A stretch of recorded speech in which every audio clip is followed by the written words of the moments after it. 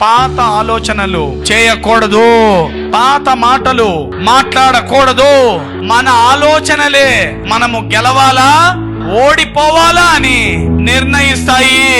మన ఆలోచనల మాట వింటే విజయానికి అతి దగ్గరగా ఉన్నా అది చేసే మోసానికి వెనక్కి తిరిగి వస్తాము.